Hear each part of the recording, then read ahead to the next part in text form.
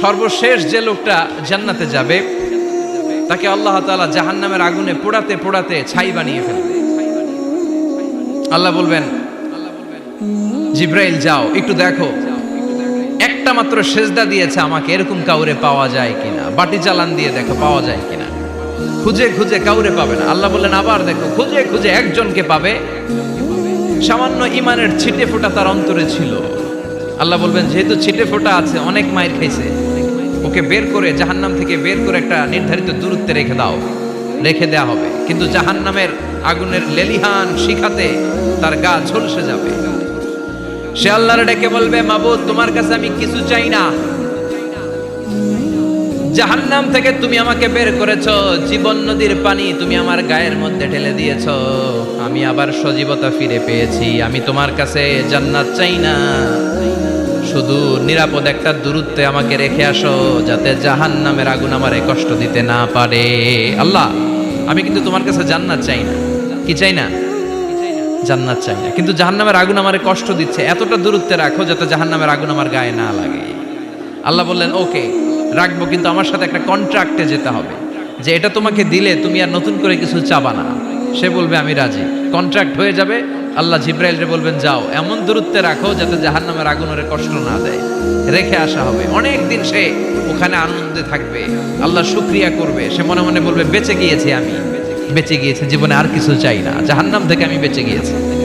অনেকদিন থাকার পরে মনে মনে ভাববে বাইসা তো গেছি, কিন্তু নতুন করে একটু ট্রাই করে দেখি, জাহান্নামের সৌন্দর্যের দৃশ্য একটু চোখ দিয়ে অবলোকন করা যায় কিনা। সে আল্লাহরে ডেকে বলবে আল্লাহ ইনদি সুআল, আমার একটা ফরিয়াদ আছে। কি ফরিয়াদ? আল্লাহ আগেই বলে রাখি আমি কিন্তু জান্নাতে যেতে চাই না। আল্লাহ বলবেন কি চাও? সে বলবে আল্লাহ তোমার জান্নাতটা তুমি কত সুন্দর করে বানিয়েছো, আমি একটা নজর শুধু দেখতে চাই। জান্নাতের দরজার সামনে নিয়ে যদি আমারে বসিয়ে রাখো, দ্যাটস এনাফ, আর কিছু চাই না, শুধু জান্নাতের দরজার সামনে। আল্লাহ বললেন তুই না ওয়াদা করেছিস, তুই না চুক্তি করেছিস। সে বলবে আল্লাহ আমারে হতভাগা বানাইয়া তোমার কি লাভ? সুবহানাল্লাহ পড়েন। আমারে তুমি হতভাগা বানিও না। আল্লাহ বলে ঠিক আছে, আবার সিগনেচার কর যে জান্নাতের দরজার সামনে বসিয়ে দিলে আর কিছু চাবি না। সে সিগনেচার করে বলে আমি চাবো না। আল্লাহ বললেন জিব্রাইল বেচারারে ধরে জান্নাতের গেটের সামনে বসায় দে। এবার জান্নাতের গেটের সামনে বসে বসে জান্নাতের সৌন্দর্য দেখা শুরু করবে। সুবহানাল্লাহ। এমন সৌন্দর্য যেটা চোখ দিয়ে কেউ দেখে নাই, কান দিয়ে শোনে নাই, ওই সৌন্দর্য চোখে দেখে, কান দিয়ে আওয়াজ শুনে মাগার ভোগ করতে পারে না। অন্তরে জ্বালা আছে না নাই? এয়ার কন্ডিশনের রুমে ঢুকতে না পারলেও, এয়ার কন্ডিশনের রুমের দরজার বাইরে দাঁড়ালো, এয়ার কন্ডিশনের রুমের একটা ঠান্ডা বাতাস গায়ে লাগে না? কথা বলেন তো। ও যখন জান্নাতের দরজার সামনে দাঁড়াবে, ওর গায়েও এরকম জান্নাতের ঠান্ডা বাতাসের হিমেল ছোঁয়া গাটাকে শীতল করে দিবে। ওই শীতল হয়ে যাওয়ার পরে আর তো সহ্য হবে না, আবার আল্লাহরে ডাকবে, মনে মনে ভাববে আর একটু ট্রাই করি না, দোষ কি, আস্তে আস্তে অনেক দূর তো আগাইছি। সুবহানাল্লাহ কইবেন না?